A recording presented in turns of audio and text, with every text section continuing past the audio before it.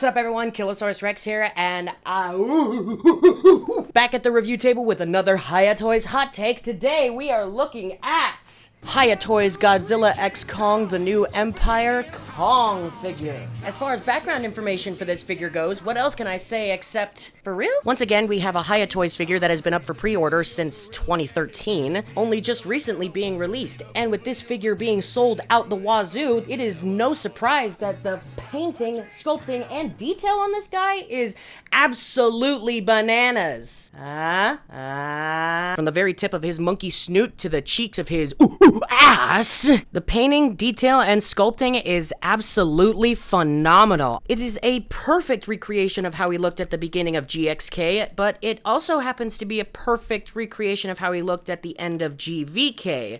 And on that note, I'm going to deliver a little bit more background info for this guy. This honestly feels like HIYA Toys is doing a complete redo of their first ever Kong figure, which was by far the least popular HIYA Toys figure I've ever seen. What the fuck? I, along with millions of other fans, were desperately requesting that they do a version 2 of Kong, especially since they were doing a version 2 of Ghidorah. I myself was pretty disappointed in it, and not just because I bought it twice.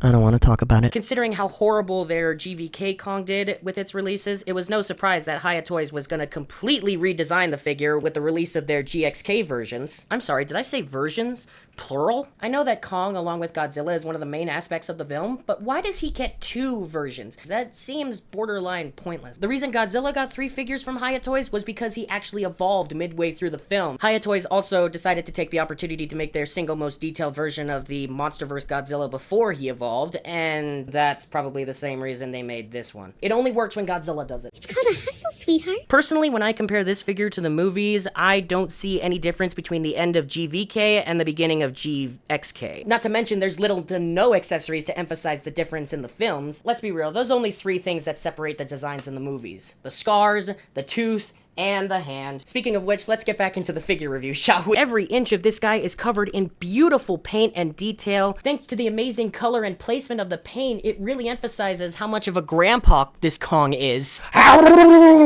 King Kong's too old to save us this time. Like the video if you caught that reference. I fucking love that show. But my personal favorite aspect of the design is the sculpting. Oh my god, look at this. The sculpting on this guy is so goddamn beautiful that I'm still wondering what went wrong with their GVK version. The fur on this figure is sculpted individually and it is detailed to shit. The look on his hands, his chest, his face, everything is just so well done, and the painting, oh my god, it gives so much life to the figure. And speaking of life, let's take another look at those eyes. You have got to be kidding me. Are you seeing this? From what I can tell, the eyes are painted on the other side of what appears to be some sort of plastic orb to make it look like the eyes are actually moving. The orbs also allows the eyes to shine when interacting with light. If anyone knows what this design method is called, let me know, because I have absolutely no idea how to describe it other than that. There's so much life in this figure just from looking at it. Even with the default face that he comes with, there is so much life and emotion displayed in this guy that any pose you get him in, it just feels like he's alive. Especially when we look at the details on the body, specifically the back. Even the scar on the back is detailed to shit. This might be one of the few instances where HIYA Toys went a little over the top, because that scar is so ugly. The scar is so incredibly sculpted and detailed that I'm having a hard time looking at it without going Bleh! There's almost nothing to look at when you get to the bottom half of Kong except that Even his monkey butt is so incredibly detailed that it's just so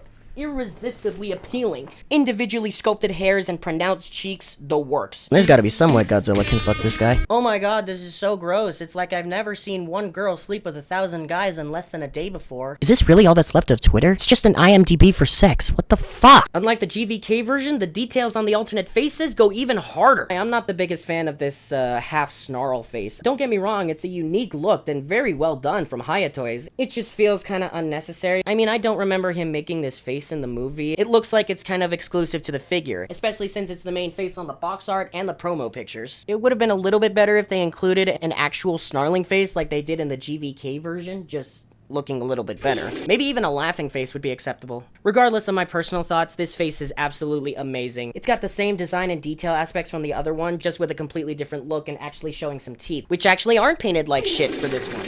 Oh, and just in case any of you were wondering, No. Going from my least favorite face to my absolutely favorite face, we get the roaring face. This is amazing. There is no exception when it comes to paint and detail for this one. The eyes continue to show an amazing amount of life. The teeth are incredibly sculpted, painted, detailed. Even the interior of the mouth is just, oh my god. If you look closely enough, you can see that he actually has a throat, which is such a minor detail, but that doesn't stop it from being so well done, right? You can almost hear the figure roaring like he does in the movie. Speaking of the movie, another thing that's perfectly recreated is his silver tooth. For those of you who don't know why Kong has a silver tooth, you shouldn't even be wondering. It's literally explained in the first 5 minutes of the movie. Go watch it. I don't know why, but there's a part of me that wishes the tooth was made out of die-cast metal, but they probably would have had to make it a separate piece at that point, so that's a petty complaint. And speaking of petty complaints, let's cover the rest of his accessories, starting with the basic fists. The sculpting and the paint and sculpt on the hands, no matter which ones, are no exception. Switching out the hands does not break the illusion whatsoever. It looks amazing. So honestly, it's a standard for any and all Kong figures, which is why I started out with them so that we could quickly move them out of the way. Going from the baseline to the absolute top line of this figure's accessories, the open grabbing hands. These are fantastic. The wide open, somewhat grabbing look of the hands really adds a whole new level of life and expression to this figure that it honestly feels like these kinds of hands should be included with every Kong figure just to give him so much more life. Until these accessories came out, we were stuck with these basic ass mitten hands that didn't do anything at all. There's so many posing options when you put these hands on. You could show him reaching for something, you could show him grabbing something, you could show him trying to not grab something, you could even have him recreate that famous Macaulay Culkin pose, although the pose that these hands are holding give me less Macaulay Culkin vibes and more Michael Jackson vibes. Get it? Because he has a glove?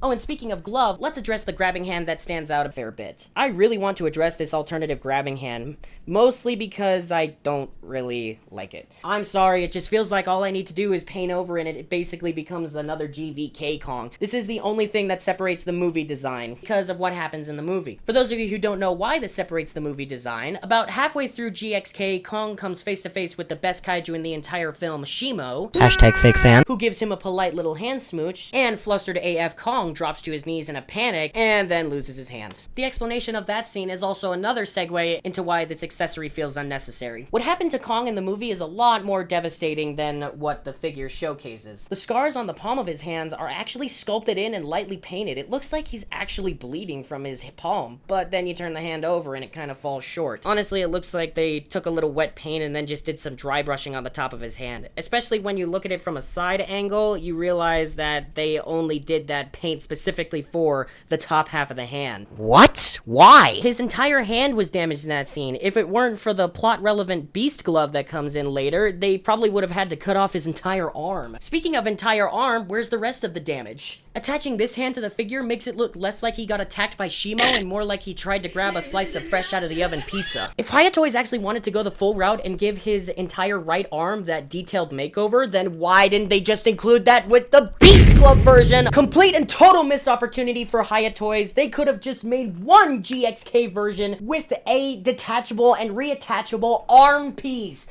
for booting up cold! The opportunity was right there, HIYA Toys. It was right there. It was knocking. It was pounding on your door and you just completely ignored it. You could have made an exclusive GXK figure that includes a regular forearm, a damaged forearm, and a beast glove forearm. Come on! How could you not see that? The engineering on that one would be so amazingly brilliant and popular. Pre-sales of that kind of figure would just be through the roof and then some. Although, to give HIYA Toys some credit, the detachable and reattachable forearm for a kaiju figure is extremely rare. And I'm also not sure their engineering department planned to have the forearm detached because the sound of the elbow joint. Now, I may have forgotten to take my crazy meds, but I'm not the only one who hears a clicking ratchet joint in that elbow, am I? Because the double ratcheted elbow joint allows for a lot more range of articulation when it comes to posing the figure. And speaking of posing the figure, oh my god! Sorry, I almost forgot there were a few more accessories. Don't look at me like that, Kong. Jesus Christ. Is this just me, or is it actually kind of scary? That really emphasizes the brilliant engineering that went into the eyes. Anyways, back to the accessories. Let's get back to the default hands, the grabbing hands. Yes, this is how he looked out of the box. I completely understand why these were the default hands, because there's only one reason why they are even included in this, and that is to hold the iconic two-piece battle What? Okay, never mind. I guess it's a one piece now. Yippee. I don't know why they decided to change the engineering on the axe. It was absolutely brilliant to have it come apart and slide into the hands of the figure. It was a lot less risky to the figure's integrity than just having to force it into the hand, Banda! From what I can tell, the difference in design has to do with the difference in material. This axe actually appears to be made of a more flexible rubber-like plastic that also just so happens to be translucent. Oh my god, yeah! Which kind of makes up for the fact that you have to force it into Kong's hand. The more flexible rubber-like material actually is a lot softer on the figure and probably decreases the risk of paint chipping or damage to the hand itself. Gotta love when they include that little DIY light-up feature. Although an actual light-up feature would be highly appreciated, and it would be a damn shame if the second Kong didn't have a light-up feature for his glove. Shit! And after removing the axe and the default hands, we come to the final pair of accessories, which is a pair of gorilla hands, which in my personal opinion don't feel that necessary for Kong as a character. I mean, he's not a gorilla! He is a completely different species of primate who just so happens to share several gorilla-like attributes. The only version of Kong that was ever actually a giant gorilla was Peter Jackson's 2005 King, who was 100% a 25-foot tall silverback gorilla. Kinda makes you wonder if silverbacks could actually grow to that height in real life. We wouldn't know since they're extinct. Oh. I made myself cry. The only reason these accessories are even included is so that he could replicate that iconic gorilla walking pose. He does such a great job at recreating that four-legged pose that I just can't get enough of it. Even the GVK version couldn't pull off that pose. He even came with the same pair. And that just emphasizes what a piece of garbage that original figure was. The more I compare these two figures, the more differences I actually see between the two. Especially since the one and only area where the GV Kong absolutely crumbled was the articulation. Like I said before, he was never able to hold the gorilla walking pose. There were several hundred other poses for this figure that were borderline impossible, much to my dismay. When it comes to the articulation for the GXK version, how about we dive in and find out? Before I start the posing party, let me remind you, the name of the game is Dumbbell and Ratchet Joints. Let's fuck around with this monkey and find out which parts are which. Thanks to the removable head, you can determine that the head is on a dumbbell ball joint. He can look up all the way and down not at all, probably because of the old man beard. This Kong needs to shave, badly. The dumbbell ball joint on his head is actually connected to another dumbbell joint, but this one appears to be a dumbbell socketed joint. The socket joint allows two ball joints to connect at both sides, allowing the same range of articulation, but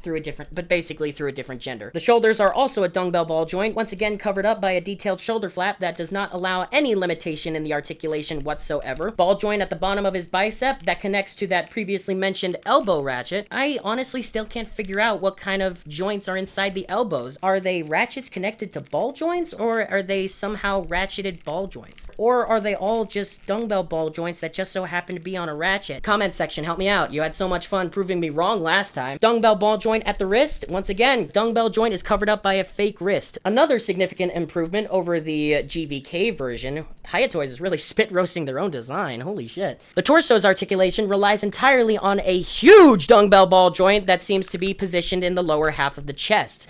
Take notes, Godzilla Evolved. By positioning the dumbbell ball joint at the lower half of the chest, they allowed an enormous variety of waist movement as well as chest movement. The thigh is connected to the waist by a socketed ball joint, which basically means that the top of the leg has the female ball joint attached, which allows an enormous amount of posability with less of a worry of the leg popping off. This thigh piece is just kind of sitting there, and as far as my knowledge goes, it's completely immovable, so I'm guessing that's part of the leg's connection and not just another skin flap. Full rotation halfway through the thigh, which isn't a real movement in nature. Solid! Double ratcheted bend at the knee, and a single ball joint at the foot, which is unfortunately it. I'd like to address another personal complaint. I really hate that modern Kong figures are falling short when it comes to the articulation of the feet. The articulation isn't that bad, but unfortunately it seems that Kong's foot is sculpted into Kong's ankle, which when it comes to natural posability, there's nothing you can do. There's basically nothing you can do except give up all hope. I really wish modern toy companies would find a way to make Kong's feet more articulated. The only reason I'm pointing out this personal complaint is because I have a fetish. Because standing this figure on his hind legs would be that much easier. Standing this figure and lots of other Kong figures up on their hind legs is a fucking nightmare. Little to no articulation in the feet means that you can't pivot them in a certain way. They have to be standing flat on the ground, which basically means that if you don't have a stand, running poses are impossible, crouching poses can only be held for about a minute, and when it comes to squatting, don't even think about it. He ain't gonna ride Godzilla on those legs. And speaking of Godzilla, I wonder how this guy would look next to other HIYA Toys figures. I completely forgot to add a size comparison segue to the other two toy reviews, so I figured I'll start here. Here's Kong next to Godzilla Evolve.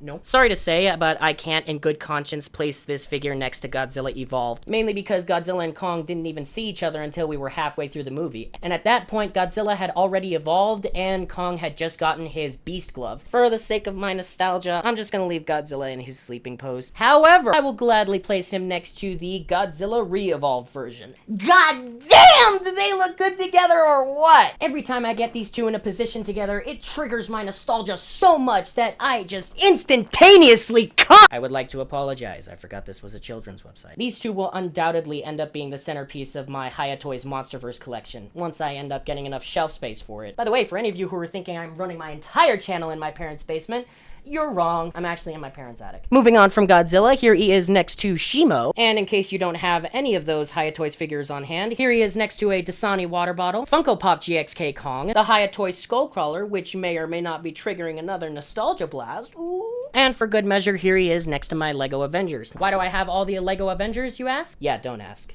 At least not yet. The sheer size of this figure is nothing short of the cherry on top of this magnificent W in the HIYA Toys column. And considering the price that I got this figure at, it's almost like HIYA Toys is underselling this. This figure is an absolute pleasure to handle, whether you value the accessories, the posability, the movie accuracy, or even the expression that he can pull off. You owe it to yourself to pick this guy up. If you're just as disappointed as I was with the GVK version, then you probably already have it. But for those of you who are waiting for reviews to come out, by all means, go for it. This is by far the best HIYA Toys Kong figure that has been released, absolutely destroying the competition, but to be fair, there wasn't much competition in the first place. And for the last size comparison, here he is next to my other Kong figures.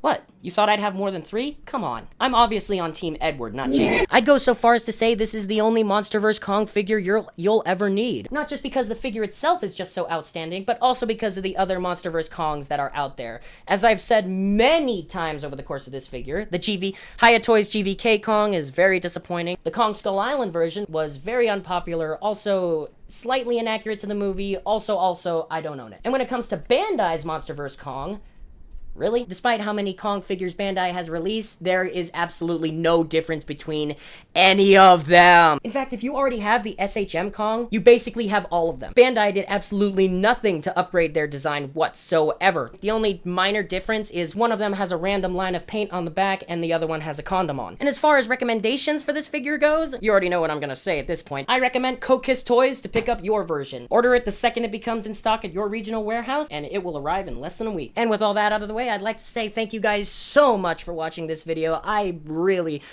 enjoy talking about these figures, maybe more than I enjoy gaming. Although action figures are being released a lot faster than video games nowadays. Click the notification bell to know when my next figure review comes out in 50 years. And to see the other kind of content I make, visit my channel and just explore. Also, keep an eye on my Instagram within the next couple weeks. I plan to post a lot, and I mean a lot, of photos with this guy in them. Of course, it's gonna be a couple weeks because I need photography lessons. Once again, thank you so much for watching, and if you feel so inclined, leave a comment that I'll completely ignore. Leave a like to let me know you enjoyed this video, and I will see you all when the next HIYA Toys Kong gets released. Price on a stick. Should I really make a video of that Kong? I mean, should I even buy that Kong? At this point, I could probably custom print my own beast glove for this Kong, slap it on there, pose him with Godzilla Evolved, and that would be it. The only thing this guy would look good with, other than the HIYA Toy Shimo that I already have, is a Scar King figure, or maybe a Warbat figure. And from the looks of it, HIYA Toys is never gonna release those figures. Oh.